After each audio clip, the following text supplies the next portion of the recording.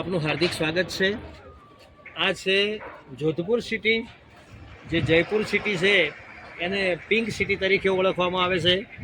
જ્યારે હું તમને જુઓ જોધપુરનો સંપૂર્ણ જોધપુરનો નજારો બતાવવાનો પ્રયત્ન કરીશ કે અહીં મોટા ભાગના જે મકાનો છે એનો કલર નેવી બ્લુ હોય એવું દેખાય છે।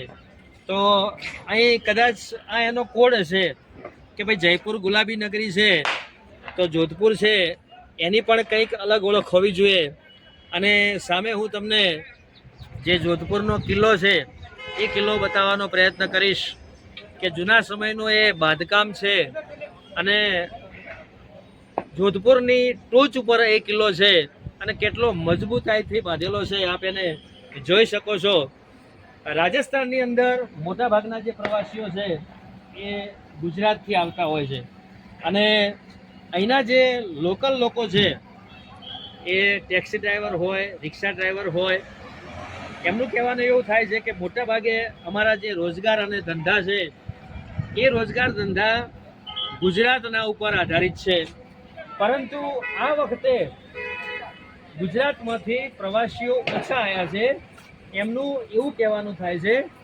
અને જે પ્રવાસી અહીં ફરવા આવ્યા છે એમને આપણે પૂછવાનો પ્રયત્ન કરીએ કે રાજસ્થાનમાં તમે જ્યારે ફરવા આવો છો તો તમને અહીં આવ્યા પછી રાજસ્થાનનો કેવો અનુભવ લાગે છે, શું તમને અહીં કેવી ફિલિંગ આવે છે અને ખરેખર રાજસ્થાન ફરવા આવવા જેવું છે કે કેમ? તો એક બહેન અહીં બેઠેલા છે જે અમદાવાદથી અહીં આ કિલ્લો જોવા માટે આવેલા છે, તો હું એમને પૂછવાનો પ્રયત્ન કરીશ કે આ કિલ્લો જે છે એ ખરેખર જોવા જેવું છે, રાજસ્થાન આ કિલ્લાની મુલાકાત લેવા જેવી છે કે કેમ?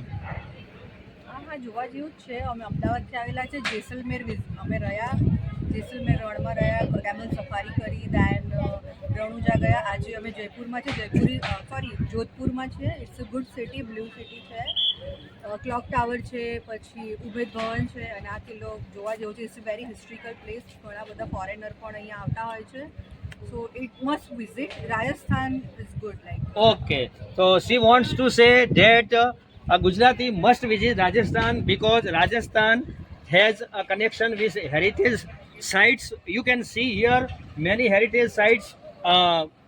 Now you can visit whenever you feel we want to see the Rajasthan. Come here and enjoy the Rajasthan, the Gujarat Live News, Rajasthan.